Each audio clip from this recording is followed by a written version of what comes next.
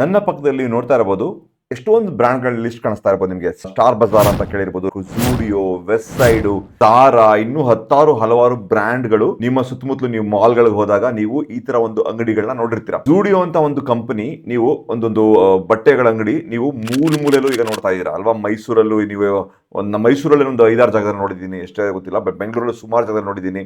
ಅಲ್ಲಿ ಯಾವಾಗಲೂ ಜನ ದುಂಬಿ ಇರ್ತಾರೆ. ಅಲ್ಲಿ ವೆಸ್ಟ್ ಸೈಡ್, ಸ್ಟಾರ್ ಅಲ್ಲಿ ಈ ತರ ಜಾಗದಲ್ಲಿ ನೋಡಿದಾಗ ನಿಮಗೆ ತುಂಬಾ ಜನ ಕಾಣ್ತಾ ಇದೆ. ಈ ತರ ಒಂದು ಕಂಪನಿಯ ಓನರ್ ಯಾರು, ಅದರೊಂದು ಶೇರ್ ಇದೆಯಾ ನೋಡಿದ್ರೆ ಎಸ್, ಒಂದು ಶೇರ್ ಇದೆ. ಆ ಒಂದು ಶೇರ್ ಬಗ್ಗೆ ಮಾತಾಡೋಣ. ಅದು ಚೆನ್ನಾಗಿದೆಯೋ ಇಲ್ವೋ ಅಂತ ನೋಡ್ಕೊಳ್ಳೋಣ. ಈ ಶೇರ್ ನೀವು ಕೇಳಿದಂತ ಒಂದು ಶೇರ್. ಈ ಕಂಪನಿ ಹೆಸರು ಟ್ರೆಂಟ್ ಅಂತ. ಈ ಟ್ರೆಂಟ್ ಅನ್ನೋ ಕಂಪನಿ ಅಗೇನ್ ನಾವು 3 ತರ ಮಾಡ್ತೀವಿ: ಕ್ವಾಲಿಟೇಟಿವ್, ಕ್ವಾಂಟಿಟೇಟಿವ್ ಮತ್ತೆ ಫ್ಯೂಚರಿಸ್ಟಿಕ್ ಆಗಿದೆಯಾ ಅಂತ ನೋಡೋಕೆ ನಾವು ಇದು ನೋಡ್ತೀವಿ. ಚಾರ್ಟ್ ಕೂಡ ನೋಡ್ತಾ ಇರ್ತೀವಿ. ಸೊ ಇದು ನೋಡಿದಾಗ ನಮಗೆ ಇಷ್ಟು ಸ್ಟಾಕ್ ಅಲ್ಲಿ ನಾವು ಹೂಡಿಕೆ ಮಾಡಬಹುದಾ, right time, swing trade opportunity ಅಂತ ನೋಡಬಹುದು. ನಾನೊಬ್ಬ ಸೇಬಿ ರಿಜಿಸ್ಟರ್ಡ್ ಅಡ್ವೈಸರ್ ಅಲ್ಲ. ದಯವಿಟ್ಟು ನನ್ನ ಒಂದು ಅಡ್ವೈಸ್ ಮೇಲೆ ನೀವು ಸ್ಟಾಕ್ನ ಇನ್ವೆಸ್ಟ್ಮೆಂಟ್ ಮಾಡೋದಾಗ್ಲಿ ಅಥವಾ ಶಾರ್ಟ್ ಮಾಡೋದಾಗ್ಲಿ ಮಾಡಬೇಡಿ. ನಿಮ್ಮ ಒಂದು ವಿವೇಚನೆ ಯೂಸ್ ಮಾಡಿ, ನಿಮ್ಮ ಒಂದು ಅನಾಲಿಸಿಸ್ ಮಾಡಿ, ನನ್ನ ಏನು ಅನಿಸಿಕೆ ಅದನ್ನ ಮಾತ್ರ ಹೇಳಕ್ ಪ್ರಯತ್ನ ಪಡ್ತಾ ಇದ್ದೀನಿ. ಓಕೆ, ಸೊ ಟ್ರೆಂಟ್ ಅಂತ ಒಂದು ಕಂಪನಿ. ಈ ಟ್ರೆಂಟ್ ನ ವಿಶೇಷತೆ ಏನು ಅದನ್ನ ನೋಡೋಣ. ಓಕೆನಾ, ಇದು ಒಳ್ಳೆ ಕಂಪನಿನ ಅಲ್ವಾ ಅಂತ ನಾವು ಈಗ ಚೆಕ್ ಮಾಡೋಣ. ಸೊ ಈ ಟ್ರೆಂಟ್ ಅನ್ನೋದು ನೋಡಿ, ಇದು 1,88,779 ಕೋಟಿ ಅಂದ್ರೆ ಒಂದು ಲಾರ್ಜ್ ಕ್ಯಾಪ್ ಕಂಪನಿ. ಇದು ಈ ಲಾರ್ಜ್ ಕ್ಯಾಪ್ ಕಂಪನಿ ಯಾಕೆ ಲಾರ್ಜ್ ಕ್ಯಾಪ್ ಕಂಪನಿ ಆಯ್ತು ಅದನ್ನ ನೋಡೋಣ. ಇದರ ಸ್ಟಾಕ್ ಪಿ ನೋಡ್ರೆ 209, 209, ವೆರಿ ವೆರಿ ಎಕ್ಸ್ಪೆನ್ಸಿವ್ ಅಂತ ತೋರಿಸ್ತಾ ಇದೆ. But R O C decent ಆಗಿದೆ. ಇದರ ಬುಕ್ ವ್ಯಾಲ್ಯೂಗೂ ಕರೆಂಟ್ ಪ್ರೈಸ್ಗೂ ಸಂಬಂಧನೇ ಇಲ್ಲ. 114 ಕೋಟಿ ಬುಕ್ ವ್ಯಾಲ್ಯೂ ಇದೆ. ಕರೆಂಟ್ ಪ್ರೈಸ್ ಬಂದು 5,308 ಕೋಟಿ ಆಯ್ತಾ. ಆಲ್ ಟೈಮ್ ಹೈ ಹತ್ರ ಇದೆ ಆಲ್ಮೋಸ್ಟ್. ಇದು ಹೈ ಬಂದು 5,750 ಇತ್ತು. ಅವಾಗ ಪಿ ಎಷ್ಟಿತ್ತೋ ಗೊತ್ತಿಲ್ಲ. ಲಾಸ್ಟ್ 52 ವೀಕ್ಸ್ ಅಲ್ಲಿ 1,670 ಅಂದ್ರೆ ಒಂದು ವರ್ಷದಲ್ಲಿ 1,670 ರೂಪಾಯಿಗಿಂತ ಟ್ರೆಂಟು 5,755 ರೂಪಾಯಿ ಅಂದ್ರೆ ಲಾಸ್ಟ್ ಒಂದು ಹೈಲೋ ಅಂತ ನೀವು ನೋಡ್ಬೋದು. ಡಿವಿಡೆಂಡ್ ಅಷ್ಟಕ್ಕೆ ಇದೆ ಆಯ್ತಾ. ಈ ಒಂದು ಕಂಪನಿಯ ಒಂದು ಕೆಲವು ಕೀ ಪಾಯಿಂಟ್ಸ್ ನೋಡಿದ್ರೆ, ಇದೊಂದು ಟಾಟಾ ಗ್ರೂಪ್ ಆಯ್ತಾ, ಅದಕ್ಕೆ ಒಂದು ಬೆಲೆ ಇರ್ಬೋದು ಇದಕ್ಕೆ. ಸೊ ಒಂದು ಟಾಟಾ ಕಂಪನಿಯ ಒಂದು ಗ್ರೂಪ್. ಇವರು ಮೋಸ್ಟ್ಲಿ ಅಪೆರಲ್ಸ್ ಅಂದ್ರೆ ಬಟ್ಟೆಗಳು, ಫುಟ್ವೇರು, ಆಕ್ಸೆಸರೀಸ್ ಅಂದ್ರೆ ಬೇರೆ ಬೇರೆ ಆಕ್ಸೆಸರಿಗಳು ಅಂದ್ರೆ ಹ್ಯಾಂಡ್ ಬ್ಯಾಗ್ ಇರ್ಬೋದು, ಕ್ಲಿಪ್ ಇರ್ಬೋದು ಹುಡುಗಿರ್ದು, ಇಂಥದೆಲ್ಲ toys, games, food, grocery, non food products to various is retail format concept. ಇವರು ಬೇಸಿಕಲಿ ರಿಟೈಲರ್ ಅಂದ್ರೆ ದೊಡ್ಡ ದೊಡ್ಡ ಅಂಗಡಿಗಳು ಇಟ್ಟಿರ್ತಾರೆ, ಅದ್ರಲ್ಲಿ ರಿಟೇಲ್ ಮಾಡ್ತಾ ಇರ್ತಾರೆ. ಸೊ ಇವರ ಒಂದು ಕೆಲವು ಬ್ರ್ಯಾಂಡ್ಗಳು ತುಂಬಾ ಚೆನ್ನಾಗಿ ಬೆಳ್ಕೊಂಡಿದೆ. ಫಾರ್ ಎಕ್ಸಾಂಪಲ್ ವೆಸ್ಟ್ ಸೈಡ್ ಇರ್ಬೋದು, ಅಥವಾ ನಿಮ್ಮ ಒಂದು ಝೂಡಿಯೋ ಇರ್ಬೋದು. ಝೂಡಿಯೋ ಯಾಕೆ ಎಸ್ಪೆಷಲಿ ಯಾಕೆ ಹೇಳ್ತೇನೆ ಅಂದ್ರೆ, ಇವ್ರದ್ದು ಇನ್ನೊಂದು ಕಂಪನಿ ಇದೆ, ಝಾರಾ ಅಂತ ಒಂದು ಕಂಪನಿ ಇದೆ. ಝಾರಾ ಅನ್ನೋದು ಅವರೊಂದು ಇದೊಂದು ಇಂಟರ್ನ್ಯಾಷನಲ್ ಬ್ರ್ಯಾಂಡ್. ಇದರಲ್ಲಿ ಒಂದು ಚಾನಲ್ ಪಾರ್ಟ್ನರ್ ಆಗಿ ಇಲ್ಲಿ ಇಂಡಿಯಾದಲ್ಲಿ ಇದ್ದಾರೆ. ಇವರು ಒಂದು ಪಾರ್ಟ್ನರ್ಶಿಪ್ ಅಲ್ಲಿ ಇದ್ದಾರೆ. ಸೊ ಝಾರಾ ಅನ್ನೋದು ತುಂಬಾ ಪ್ರೀಮಿಯಂ ಅಂದ್ರೆ ತುಂಬಾ ಕಾಸ್ಟ್ಲಿ ಬಟ್ಟೆಗಳು, ಕಾಸ್ಟ್ಲಿ ವಸ್ತು ಇದೆ. ಅದೇ ಫಾರ್ಮ್ಯಾಟ್ ಅಲ್ಲಿ, ಅದೇ ಎಕ್ಸ್ಪೀರಿಯನ್ಸ್ ಅಂದ್ರೆ ಅದೇ ಒಂದು ಎಕ್ಸ್ಪೀರಿಯನ್ಸ್ ಅಲ್ಲಿ ಇವರು ಝೂಡಿಯೋ ಅಂತ ಮಾಡಿದ್ದಾರೆ.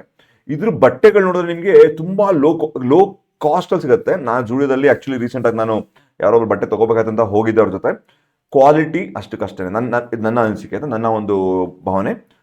ತುಂಬಾ ಚೀಪಾಗಿ ಸಿಗ್ತಾ ಇದೆ, ಆದ್ರೆ ಕ್ವಾಲಿಟಿ ಕೂಡ ಅಷ್ಟೊಂದು ನನಗೆ ಗ್ರೇಟ್ ಅನ್ಸ್ಲಿಲ್ಲ ನನ್ನ ಕ್ವಾಲಿಟಿ ಪ್ರಕಾರ. ಬಟ್ ತುಂಬಾ ಫ್ಯಾಷನ್ ಅಂದ್ರೆ ತುಂಬಾ ಈ ಯಂಗ್ಸ್ಟರ್ಸ್ ಯಾರಿದ್ದಾರೆ, 2000 ಇಸ್ವಿ ಆದ್ಮೇಲೆ ಹುಟ್ಟಿದವರು, ಈ ಮಿಲೇನಿಯಲ್ಸ್ ಅಥವಾ ಜೆನ್ ಝಿ ಅಂತ ಹೇಳ್ತಾರಲ್ಲ, ಈ ಜೆನ್ ಝಿ ಅಂತ ಯಾರು ಹುಟ್ಟಿರ್ತಾರೆ, ಇವ್ರುಗಳ ಒಂದು ಇದಕ್ಕೋಸ್ಕರ ಅವರ ಒಂದು ಫ್ಯಾಷನ್ಗೋಸ್ಕರ ತಯಾರಿಸಿರೋಂಥ ಬಟ್ಟೆಗಳು ನಮ್ಗೆಲ್ಲ ಹಾಕೊಳಕ್, ನಮ್ಗೆ ಅದೆಲ್ಲ ಕ್ಯಾರಿ ಮಾಡಕ್ಕೆ ಆಗಲ್ಲ ಅಂತ ಅನ್ಸುತ್ತೆ. ಸೊ ಇಂಥವ್ರು ಕಮ್ಮಿ ಬೆಲೆಯಲ್ಲಿ ಅದೇ ಝಾರಾ ಎಕ್ಸ್ಪೀರಿಯನ್ಸ್ ಅಲ್ಲಿ ಮಾಡುವಂತ ಒಂದು ಇದು. ಅದಕ್ಕೋಸ್ಕರ ಜನಗಳು, ಯಂಗ್ಸ್ಟರ್ಸ್ ಎಸ್ಪೆಷಲಿ ಇದರಲ್ಲಿ ತುಂಬಿ ತುಳ್ಕಾಡ್ತಾ ಇರ್ತಾರೆ ಎಲ್ಲ ಕಡೆ. ಅದಕ್ಕೆ ಅವ್ರ ನಂಬರ್ ಆಫ್ ಸ್ಟೋರ್ಸ್ ಕೂಡ ಜಾಸ್ತಿ ಆಗಿದೆ. ಇಲ್ಲಿ ಅದರ ಒಂದು ಇದು ನೋಡ್ತಾ ಇದ್ದೆ ನಾನು, ನಂಬರ್ ಆಫ್ ಸ್ಟೋರ್ಸ್ ಎಷ್ಟಿದೆ ಅಂತ ನೋಡಿ. ವೆಸ್ಟ್ ಸೈಡ್ ಎಷ್ಟು ವರ್ಷಗಳಿಂದ ವೆಸ್ಟ್ ಸೈಡ್ ಇದೆ. ಬರೀ 39% ರೆವೆನ್ಯೂ ಇವ್ರದ್ದು ಫ್ಯಾಷನ್ ರಿಟೇಲಿಂಗ್ ಅಲ್ಲಿ. ಝೂಡಿಯೋ ಬಂದು 55% ರೆವೆನ್ಯೂ ಶೇರ್ ಇದೆ. So high revenue. ಇವ್ರು ಇನ್ನೂ ಗ್ರೋ ಆಗ್ತಾ ಇದ್ದಾರೆ. ವೆಸ್ಟ್ ಸೈಡ್ ಝೂಡಿಯೋ ಅನ್ನೋದು ಇವರು ತುಂಬಾ ಜಾಸ್ತಿ ಜನರಲ್ಲಿ ಇವರು ಮಾಡ್ತಾರೆ. Foot print of 545 stores across 164 cities. ಇವರ ಒಂದು PPT ತೋರಿಸ್ತೀನಿ. PPTಯಲ್ಲಿ ನಿಮಗೆ ಇವರು ಇನ್ನೂ ಜಾಸ್ತಿ ಗ್ರೋ ಆಗ್ತಿದ್ದಾರೆ. ಅದಲ್ಲದೆ ಇವರು ಉತ್ಸಾ, ಮಿಸ್ ಬೂಸ್, ಸಮೋ ಅಂತ ಮಲ್ಟಿಪಲ್ ಇವರು ಒಂದು ಇದು ನೋಡ್ಬೋದು. ನೀವು ಝಾರಾ ಈಗಾಗಲೇ ಹೇಳಿದೆ ನನಗೆ. ಗ್ರಾಸರಿಟಲ್ಲಿ ಸ್ಟಾರ್ ಬಜಾರ್ ಅಂತ ನೀವು ಕೇಳಿರ್ಬೋದು. ಮಾಲ್ಗಳಲ್ಲಿ ಬೇಸ್ಮೆಂಟ್ಗಳಿರುತ್ತೆ ಯೂಶಲಿ, ಅಥವಾ ಬೇರೆ ಕಡೆ ಇರುತ್ತೆ. ಬೆಂಗಳೂರು ಮಾಲ್ಗಳಲ್ಲಿ ಬೇಸ್ಮೆಂಟ್ ಅಲ್ಲಿ ಇದೆ ಸ್ಟಾರ್ ಬಜಾರ್. ಸೊ ಇದರಲ್ಲಿ ಒಂದು ರಿಟೇಲ್, ನಿಮ್ಮ ಡಿಮಾರ್ಟ್ ತರ, ನಿಮ್ ಇದ್ರ ತರ, ಮೋರ್ ತರ, ಇದ್ರ ತರ ಒಂದು ಬಿಗ್ ಬಜಾರ್ ತರ ಒಂದು ಇದು ಅಂತ ಅನ್ಕೋಬಹುದು. ನೋಡಿ, ಇದು ಇವರ ಒಂದು ಪೋರ್ಟ್ಫೋಲಿಯೋ ಅನ್ಕೋಬಹುದು. ಈ ಪೋರ್ಟ್ಫೋಲಿಯೋಗೆ ಏನ್ ಡೇಂಜರ್ ಇದೆ ಅದು ನೋಡೋಣ. ನಂಬರ್ಸ್ ನಾನು ಆಲ್ರೆಡಿ ಹೇಳ್ಬಿಟ್ಟೆ, ಬಟ್ ಅದರ್ವೈಸ್ ಒಂದು ಕ್ವಾಲಿಟಿ ವಿಶ್ಲೇಷಣೆ ಮಾಡೋಣ. ಇವರ ಸ್ಟ್ರೆಂತ್ ಏನು? ಸ್ಟ್ರೆಂತ್ ತುಂಬಾ ಜಾಗಕ್ಕೆ ಇವರು ಎಕ್ಸ್ಪ್ಯಾಂಡ್ ಆಗಿದ್ದಾರೆ. ಒಂದು ತುಂಬಾ ಚೆನ್ನಾಗಿ ರಿಟೇಲ್ ಇರೋದು ಔಟ್ಲೆಟ್ಗಳಿದೆ. ಜೊತೆಗೆ ಇವರು ಒಂದು ಕಾಸ್ಟ್ ಮಲ್ಟಿಪಲ್ ಕಾಸ್ಟ್ ಬ್ರಾಕೆಟ್ಗಳನ್ನ ಡೀಲ್ ಮಾಡ್ತಿದ್ದಾರೆ. ಝಾರಾನು ಡೀಲ್ ಮಾಡ್ತಿದ್ದಾರೆ, ಸ್ಟುಡಿಯೋನು ಡೀಲ್ ಮಾಡ್ತಿದ್ದಾರೆ, ಸ್ಟಾರ್ ಅನ್ನೋದೊಂದು ಮಾಡ್ತಿದ್ದಾರೆ. ಇದೊಂದು ಬೆನಿಫಿಟ್ ಅನ್ಕೋಬಹುದು. ಫ್ಯೂಚರಲ್ಲಿ FMCG ಡಿಮಾಂಡ್ ಇದೆಯಾ? 100% ಇದ್ದೇ ಇರುತ್ತೆ. ಜನಗಳು ಬಟ್ಟೆ ತಗೋತಾನೆ ಇರ್ತಾರೆ, ಸೋಪ್ ಪೇಸ್ಟ್ ಗಿಷ್ಟು ಅಕ್ಕಿ ತಗೋತಾನೆ ಇರ್ತಾರೆ, ಎಲ್ಲ ಕರೆಕ್ಟ್. ರಿಸ್ಕ್ ಏನು ಹೋಮ್ ಡೆಲಿವರಿ. ಈಗ ಆರಾಮಾಗಿ ನಾನು ಆ್ಯಪಲ್ಲಿ ನಾನು ಎಲ್ಲಾನು ಮಾಡ್ತಾ ಇದ್ದಾರೆ. ನಂಗೆ ಕಮ್ಮಿ ಬ್ಲಿಂಕಿಟ್ ಅಂತೆ, ಸ್ವಿಗ್ಗಿ ಅಂತೆ, ಇನ್ಸ್ಟಾಮಾರ್ಟ್ ಅಂತೆ ಇವೆಲ್ಲ ಬರ್ತಾ ಇರೋದ್ರಿಂದ ನಂಗೆ ಇವ್ರುಗಳ ಒಂದು ಇವ್ರಿಗೆ ಒಂದು ಇದಾಗ್ಬೋದು, ಏನದು ಧಕ್ಕೆ ಆಗ್ಬೋದು ಫ್ಯೂಚರಲ್ಲಿ ಅಲ್ವಾ. ಇದೊಂದು ರಿಸ್ಕ್ ಇವ್ರಿಗೆ ಟ್ರೆಂಟ್ ಅವ್ರಿಗಿದೆ. ಓಕೆನಾ. ಸೊ ನನಗೆ ಆಸ್ ಅ ಕ್ವಾಲಿಟೇಟಿವ್ಲಿ ನೋಡೋದು ನನಗೆ ಈ ಒಂದು ಕಂಪನಿ ತುಂಬ ಒಂದು ಸ್ಪ್ರೆಡ್ ಆಗಿ ಎಲ್ಲ ಇದ್ರೂ ನಾನು I prefer more of I T C ನಾನು ಯಾಕೆ ಪ್ರಿಫರ್ ಮಾಡ್ತೀನಿ ಓವರ್ ಟ್ರೆಂಟ್ ಅಂತ. ನೋಡಿ, ಕ್ಯಾಟಗರಿನೇ ಬೇರೆ ಬೇರೆ ಇರ್ಬೋದು. ITCನೂ ನಿಮ್ಗೆ FMCG ಪ್ರಾಡಕ್ಟ್ಸ್ ಮಾಡ್ತಿದ್ದಾರೆ. ನನಗೆ ಪ್ರಾಬ್ಲಿ FMCG ಬಂದರೆ ನಾನು ಪ್ರಾಬ್ಲಿ ಹಿಂದೂಸ್ತಾನ್ ಯೂನಿಲಿವರ್ ಹೋಗ್ಬೋದು ಅಥವಾ ಇದಕ್ಕೆ ಹೋಗ್ಬೋದು. ಇವರು ರಿಟೇಲರ್ಸ್ ಇದ್ದಾರೆ ಆ್ಯಕ್ಚುಲಿ, ಸ್ವಲ್ಪ ಕ್ಯಾಟಗರಿ ಇವರು ಆ ಕಂಪ್ನಿಗಳ ವಸ್ತುಗಳನ್ನ ಮಾರೋವಂಥವ್ರು ಇವರು. ಪ್ರಾಬ್ಲಿ ಅವೆನ್ಯೂ ರಿಟೇಲ್ಗೂ ನಾವು ಹೋಗ್ತಿತ್ತು, ಅಂದರೆ ಡಿ-ಮಾರ್ಟ್ಗೂ ಹೋಗಿರ್ಬೋದು ನಾನು ಬೇಕಿದ್ರೆ. ಆದರೆ ಟ್ರೆಂಟ್ ಮೇಲೆ ನಂಗೆ ಅಷ್ಟೊಂದು ಇದು ಇಲ್ಲ, ಯಾಕಂದರೆ ಇವರ ಒಂದು PPT ತೋರಿಸ್ತೀನಿ ಇವ್ರ ಕತೆ. ನೋಡಿ, ಇವ್ರು PPT ನೋಡೋದೇ ಇವ್ರದ್ದು ಸ್ಟಾರ್ ಆ್ಯಕ್ಚುಲಿ PPT ಮಾತ್ರ ಅಲ್ಲ, ಇಲ್ಲೇ ನೋಡ್ಕೊಳ್ಳೋಣ. ಇಲ್ಲಿ ನೋಡಿದ್ರೆ ನಿಮಗೆ ಇಲ್ಲೊಂದು ಕಡೆ ನೋಡ್ಬೋದು, ಇಲ್ಲಿ ಇದು ನೋಡಿ, improvement in loss making. FY24 the company saw a 50% year-on-year revenue growth with 16% OPM driven by Zudio store expansion. And ಇವರು ಮೇನ್ ಆಗಿ Zudio ಇಂದ ಇವರ ಪ್ರಾಫಿಟಬಿಲಿಟಿ ಹೆಚ್ಚಾಗಿದೆ. ಬಟ್ ಇವರ ಅದರ್ ಲ್ಯಾಂಡ್ ಮಾರ್ಕು ಇವ್ರದೇನೆ. ಆಕ್ಚುಲಿ ಲ್ಯಾಂಡ್ ಮಾರ್ಕ್ ಎಷ್ಟು ವರ್ಷಗಳಿದೆ, Landmark, Booker India, Star Bazaar ಎಲ್ಲರೂ ಲಾಸ್ ಮೇಕಿಂಗ್ ಇತ್ತು. But through loss at Star Bazaar, Booker decrease compared to, ಅಂದರೆ ಲಾಸ್ ಡಿಕ್ರೀಸ್ ಆಗಿದೆ. ಲಾಸ್ಗಳು ಇಲ್ಲ ಅಂತಲ್ಲ, ಲಾಸ್ಗಳು ಡಿಕ್ರೀಸ್ ಆಗಿದೆ. ವೆಬ್ಸೈಟಿಂದ, ಲ್ಯಾಂಡ್ ಮಾರ್ಕಿಂದ, ಬುಕ್ಕರಿಂದ ಲಾಸ್ಗಳು ಕಮ್ಮಿ ಆಗಿದೆ, ಬಟ್ ಲಾಸ್ ಮೇಕಿಂಗೇ ಇದೆ. ಇದೆಲ್ಲ ಹಳೆ ಬ್ರ್ಯಾಂಡ್ಗಳು, ಮರಿಬೇಡಿ ಆಯ್ತಾ. ಬಟ್ Zudio ಇಂದ ಇವರ ಒಂದು ರೆವೆನ್ಯೂ ಪ್ರಾಫಿಟಬಿಲಿಟಿ ಸೂಪರ್ ಡೂಪರ್ ಆಗಿ ಹೈ ಆಗಿದೆ ಅಂತ ಇವ್ರುಗಡೆ ಹೇಳ್ಕೊತಾ ಇದ್ದಾರೆ ಅವ್ರ ಇದರಲ್ಲಿ. ಸೊ ಇವರ ಒಂದು ಇದು ನೋಡಿದ್ರೆ ಈ ಬ್ರ್ಯಾಂಡ್ಗಳೆಲ್ಲ ನೋಡ್ಬೋದು ನೀವು ಅವ್ರದ್ದು. ಅದೇ ಒಂದು ಬ್ರ್ಯಾಂಡ್ಗಳು ನೀವು ನೋಡ್ತಾ ಇರ್ಬೋದು, Zudio, ವೆಬ್ಸೈಟ್ ಇವೆಲ್ಲ ನೀವು ಅಕ್ಕಪಕ್ಕ ನೋಡಿರ್ತೀರಾ. ಸೊ ಇವರ ಒಂದು ಸ್ಪೆಷಾಲಿಟಿ ಇನ್ನೊಂದೇನೆಂದ್ರೆ, ನೋಡಿ, ಇವ್ರಿಗೆ ಬಿಸ್ನೆಸ್ ಹೆಂಗೆ ಮಾಡೋದು ಗೊತ್ತು. ಟಾಟಾ ಗ್ರೂಪ್ ಒಂದು ಬ್ಯಾಕಿಂಗ್ ಇರೋದ್ರಿಂದ ಇವ್ರಿಗೆ ಬಿಸ್ನೆಸ್ ಹೆಂಗೆ ಮಾಡೋದಂತ ಚೆನ್ನಾಗಿ ಗೊತ್ತಿರುತ್ತೆ.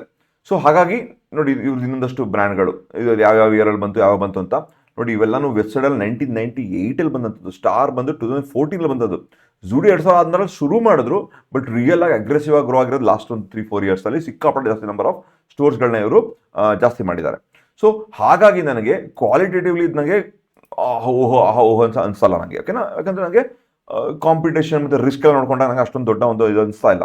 ಬಟ್ ಇವು ನಂಬರ್ಸ್ ನೋಡ್ಕೊಂಬಂದ್ರೆ large cap company, because of current price 5,308 ರೂಪಾಯಿ ಇದೆ. ಅಷ್ಟು ದೊಡ್ಡ ಒಂದು ಬುಕ್ ವ್ಯಾಲ್ಯೂಗೂ ಇದಕ್ಕೆ ಸಂಬಂಧನೇ ಇಲ್ಲದಂಗಿದೆ. ROE ಓಕೆ ಆಗಿದೆ. ನಾನು ಇನ್ನೂ better ROE better PE ratio ನಂಗೆ ಸ್ಟಾಕ್ಗಳು ಸಿಗ್ತಾ ಇರ್ಬೇಕಾದ್ರೆ ನಾನು ಯಾಕೆ ಟ್ರೆಂಟ್ ಅಂತ ಒಂದು ಕಂಪ್ನಿಯಲ್ಲಿ ನಾನು ಇನ್ವೆಸ್ಟ್ಮೆಂಟ್ ಮಾಡಬೇಕು ಅಂತ ನಂಗೆ ಗೊತ್ತಾಗ್ತಿಲ್ಲ ಅಲ್ವಾ. ಇದೆಲ್ಲ ಡೆಪ್ಟ್ ಫ್ರೀ ಇದೆ, ಇವೆಲ್ಲ ಓಕೆ, ಇವೆಲ್ಲ ಓದ್ಕೊಳ್ಳಿ ನೀವು ಆಯ್ತಾ. ಸೊ ಇನ್ನೊಂದು ಇಂಪಾರ್ಟೆಂಟ್ ವಿಷಯ ಅಂದರೆ ಇವರ ಒಂದು ಸೇಲ್ಸ್ ನೋಡಿ. ಸೇಲ್ಸು ಲಾಸ್ಟ್ 11 ಇಯರ್ಸಲ್ಲಿ ಒಂದು 6 ಟೈಮ್ಸ್ ಜಾಸ್ತಿ ಆಗಿದೆ, 6 ಪಟ್ಟು ಜಾಸ್ತಿ ಆಗಿದೆ ಸೇಲ್ಸ್ ಇವ್ರದ್ದು ಆಯ್ತಾ. ಇವರ ಒಂದು ಪ್ರಾಫಿಟಬಿಲಿಟಿ ನೋಡಿಕೊಂಡ್ರೆ ತುಂಬ ಒಂದು ಡಿಲಿಡಾರಿ ಇದೆ. ಅಂದರೆ -27 crores ಇತ್ತು, ಆಮೇಲೆ 1999 ಆಯಿತು, 87, 95, 106, -181, 35. ನೋಡಿ, ಶೇಕಿ, ವೆರಿ ವೆರಿ ಶೇಕಿ. 181 ಕೋಟಿ ರೂಪಾಯಿ ಲೆಟ್ ಪ್ರಾಫಿಟ್ ಇದ್ದು, ಆಮೇಲೆ 35 ಕೋಟಿ ಮೋಸ್ಟ್ಲಿ ಖರ್ಚು ಮಾಡಿರ್ಬೋದು ಬೇರೆ ಕಡೆ ಅಂತೆಲ್ಲ ಅನ್ಕೋಬೋದು. ಬಟ್ ಸ್ಟಿಲ್ ಇವರ ಒಂದು ಎಕ್ಸ್ಪೆನ್ಸಸ್ಗೂ ಇದಕ್ಕೂ ನೋಡಿದ್ರೆ ಡಿಫ್ರೆನ್ಸ್ ನೋಡಿದ್ರೆ ಮಾರ್ಜಿನ್ ಅಷ್ಟೊಂದು ದೊಡ್ಡ ಡಿಫ್ರೆನ್ಸ್ ಇಲ್ಲ. ಸೊ ನಾ ಯಾಕೆ why should I be excited about ಇದಲ್ವಾ. ಸೊ ನನಗೆ I am not very excited about these numbers also. So FII/DII ratio ನೋಡಿಕೊಂಡ್ರೆ ಓಕೆ, FII/DIIಗಳು ನೋಡಿದ್ರೆ FII ಸ್ವಲ್ಪ ಜಾಸ್ತಿ ಮಾಡ್ಕೊಂಡಿದ್ದಾರೆ, ಇಲ್ಲ ಅಂತಲ್ಲ.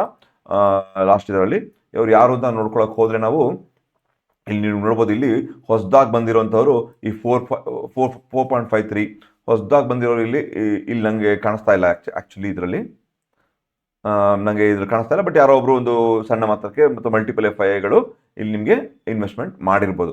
ಸೊ ನನಗೆ ಇದು ತುಂಬ ಎಕ್ಸೈಟಿಂಗ್ ಆಗಿ ಕಾಣಿಸ್ತಲ್ಲ. DIಗಳು ಇದರಲ್ಲಿ ಕಳ್ಸ್ಕೊಂಡಿದ್ದಾರೆ ಸ್ವಲ್ಪ ಮಾತ್ರಕ್ಕೆ, ಪಬ್ಲಿಕ್ ಅವರು ಕಳ್ಸ್ಕೊಂಡಿದ್ದಾರೆ.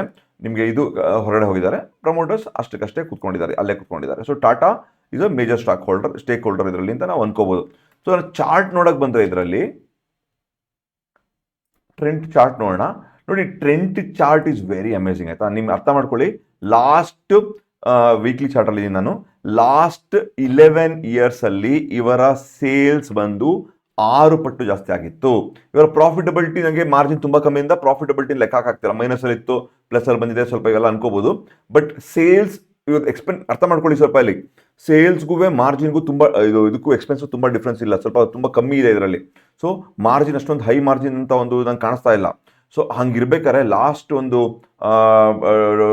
ಎಷ್ಟು ವರ್ಷದಲ್ಲಿ 10-11 ಇಯರ್ಸಲ್ಲಿ 2013 ನೋಡೋಣ ಎಷ್ಟಿತ್ತು ನೋಡೋಣ. 2013 ಸ್ಟಾಕ್ ಪ್ರೈಸು ಅರೌಂಡ್ ₹100 ಅಂತ ಅನ್ಕೊಳ್ಳೋಣ ಆಯ್ತಾ, ಅರೌಂಡ್ ₹100. ಈಗ ಎಷ್ಟಿದೆ? ₹5,308. 53 ಪಟ್ಟು. ನಿಮ್ಮ ಸೇಲ್ಸ್ ಎಷ್ಟು ಜಾಸ್ತಿ ಆಗಿರೋದು? 6 ಪಟ್ಟು ಮಾತ್ರ. ನಿಮ್ಮ ಸೇಲ್ಸ್ ಜಾಸ್ತಿ ಆಗಿರೋದು 6 ಪಟ್ಟು ಮಾತ್ರ. ಆದರೆ ಇವರ ಪ್ರಾಫಿಟಬಿಲಿಟಿನೂ ಅಷ್ಟೊಂದು ದೊಡ್ಡ ಗ್ರೇಟ್ ಅಂತ ನನಗೆ ಹೇಳ್ಕೊಳ್ತಾ ಇಲ್ಲ.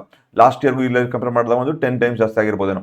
ಆದರೆ ಇವರ ಒಂದು ಪ್ರಾಫಿಟಬಿಲಿಟಿ ಬಂದು 53 ಪಟ್ಟು. ಆ್ಯಕ್ಚುಲಿ ಇದು ಡೌನ್ ಆದಮೇಲೂ ಅದ್ರ ಮೇಲೆ ಹೋದರೆ 60 ಪಟ್ಟು. ಆ್ಯಕ್ಚುಲಿ ಲಾಸ್ಟ್ ಒಂದು ವಾರದ ಹಿಂದೆ ನೋಡಿಕೊಂಡ್ರೆ 60x 6x ಸೇಲ್ ಆಗಿರೋದು 60x 60x ಅಷ್ಟು ಇವರ ಶೇರ್ ಪ್ರೈಸ್ ಗ್ರೋ ಆಗಿದೆ ಆಯಿತಾ. ಏನು ಕಾರಣ? Market is the boss. ಏನಾದ್ರು ಮಾಡ್ಕೊಳ್ಳಿ, ದುಡ್ಡು ಅದರಲ್ಲಿ ಹಾಕ್ತಾ ಇದ್ದಾರೆ, ಜನ ಹಾಕ್ತಾರೆ, ಹೋಗ್ತಾರೆ, ಅಡ್ವೈಸರ್ ಏನೋ ಗೊತ್ತಿಲ್ಲ ಹಾಕ್ತಿದ್ದಾರೆ. ಇನ್ನೊಂದು ತಮಾಷೆ ಅಂದರೆ ಇಲ್ಲಿ ನಾವು ವೀಕ್ಲಿ ಚಾರ್ಟ್ ನೋಡ್ತಾ ಇದ್ದೀನಿ. ಅರೌಂಡ್ ಜುಲೈ 2023ರಿಂದ ಈ ಒಂದು ಸ್ಟಾಕ್ ಒಂದು ಓವರ್ ಬಾಟ್ ಝೋನಲ್ಲಿದೆ. ಜುಲೈ 2023ರಿಂದ ಅಂದರೆ ಒಂದು ವರ್ಷದ ಹತ್ತತ್ರ ಆಯಿತು, 1 ಇಯರಿಂದ ಇದು ಒಂದು ಓವರ್ ಬಾಟ್ ಝೋನ್ ಇದೆ. ಮತ್ತೆ ಇನ್ನೊಂದು ಅಬ್ಸರ್ವ್ ಮಾಡಿ ಈ ಪಾಯಿಂಟಲ್ಲಿ, ನಿಮಗೆ ಇಷ್ಟು ದೊಡ್ಡ ರೆಡ್ ಕ್ಯಾಂಡಲ್ ಇನ್ನೂ ಕಂಪ್ಲೀಟ್ ಆಗಿಲ್ಲ. ವಾರ ಇವತ್ತು ಗುರುವಾರ, ಇವತ್ತು ನಾಳೆ ಸಾಯಂಕಾಲ ಗೊತ್ತಾಗುತ್ತೆ, ನಾಳೆ ಅಕಸ್ಮಾತ್ ಏನಾದ್ರು ಹಿಂಗೆ ಕಂಟಿನ್ಯೂ ಆದರೆ ಇಷ್ಟು ದೊಡ್ಡ ರೆಡ್ ಕ್ಯಾಂಡಲ್ ನಾವು ಎಂಟೈರ್ ಜರ್ನಿಯಲ್ಲಿ ನಾವು ನೋಡಿಲ್ಲ. ಕಾಣಿಸ್ತಾ ಇದೆಯಾ? ಟ್ರೆಂಡಿನ ಎಂಟೈರ್ ಜರ್ನಿಯಲ್ಲಿ ಇಷ್ಟು ದೊಡ್ಡ ರೆಡ್ ಕ್ಯಾಂಡಲ್ ನೋಡಿಲ್ಲ ನಮಗೆ. ಸೊ ಒಂದು high profit booking very very likely ಇದೆ. ಯಾಕಂದ್ರೆ ನೋಡಿ ಇಲ್ಲಿ ಈ ಒಂದು ಜಾಗದಲ್ಲಿ ಮೇ 2023ರಲ್ಲಿ ಕ್ಲೌಡ್ ಮೇಲೆ ಬಂತು ಅಂತ ಅನ್ಕೋಬಹುದು. ಈ ಒಂದು ಬ್ರೇಕ್ಔಟ್ ಕೊಡ್ತು ಅನ್ಕೋಬಹುದು. ಈ ಜಾಗದಲ್ಲಿ ನೋಡ್ಕೊಳ್ಳಿ, ಈ ಪಾಯಿಂಟಲ್ಲಿ ಅರೌಂಡ್ ಈ ಜಾಗದಲ್ಲಿ ಅಂದರೆ ಮೇ ಜೂನ್ 2023 ಲಾಸ್ಟ್ ಇಯರಲ್ಲಿ ಒಂದು ಬ್ರೇಕ್ಔಟ್ ಕೊಟ್ಟಿದೆ ಈ ಜಾಗದಲ್ಲಿ. ಅದಕ್ಕೂ ಮುಂಚೆ ನೋಡಿ ಅಷ್ಟೊಂದು ದೊಡ್ಡ ಮೂಮೆಂಟೇ ಇಲ್ಲ ಇಲ್ಲಿ. ಕಾಣಿಸ್ತಾ ಇದೆಯಾ ಇಲ್ಲಿ? ಲಾಸ್ಟ್ ಒಂದು ಅದಕ್ಕೂ ಮುಂಚೆ ಅಷ್ಟೊಂದು ದೊಡ್ಡ ಇಲ್ಲ. ಇಲ್ಲೊಂದು ಬ್ರೇಕ್ಔಟ್ ಕೊಟ್ಟಿದೆ ಮಾರ್ಕೆಟಲ್ಲಿ. ಇದು ಕೊಟ್ಟಿದ್ದು ಯಾವಾಗ? 1600 ಚಿಲ್ಲರೆ. ಅದೇ ಹೇಳ್ತಿರೋದು ನಾನು 52 ವೀಕ್ ಲೋ ಅಂತ ಹೇಳ್ತಾನಲ್ಲ ನಿಮಗೆ. ಸೊ 1600 ಚಿಲ್ಲರೆ ಈ ಪಾಯಿಂಟಲ್ಲಿ ನಿಮಗೆ ಒಂದು ಬ್ರೇಕ್ಔಟ್ ಕೊಟ್ಟಿದೆ 52 ವೀಕ್ ಲೋ ಅಲ್ಲಿ. ಈ ಒಂದು ವರ್ಷದಲ್ಲಿ 1600ರಿಂದ 6000 ಅಷ್ಟು ಹೋಗಿದೆ market without baking TSKS break ಮಾಡದೆ ಮೇಲೆ ಹೋಗ್ತಾ ಇದೆ. ಅದಾದಮೇಲೆ ಆ ಒಂದು ಇದರಲ್ಲಿ ಒಂದು ದೊಡ್ಡ ಒಂದು ರೆಡ್ ಕ್ಯಾಂಡಲ್ ನೋಡಲಿಕ್ಕೆ ಕಾಣ್ತಾ ಇದೆ. ನಾವು ವೀಕ್ಲಿಯಲ್ಲಿ ಡೈಲಿಯಲ್ಲಿ ನೋಡೋಣ. ಡೈಲಿಯಲ್ಲಿ ನೋಡಿ ಅಬ್ಸರ್ವ್ ಮಾಡಿ, ವೆರಿ ಇಂಟ್ರೆಸ್ಟಿಂಗ್ ಥಿಂಗ್ ಕಾಣಿಸ್ತಾ ಇದೆ ನಿಮಗೆ.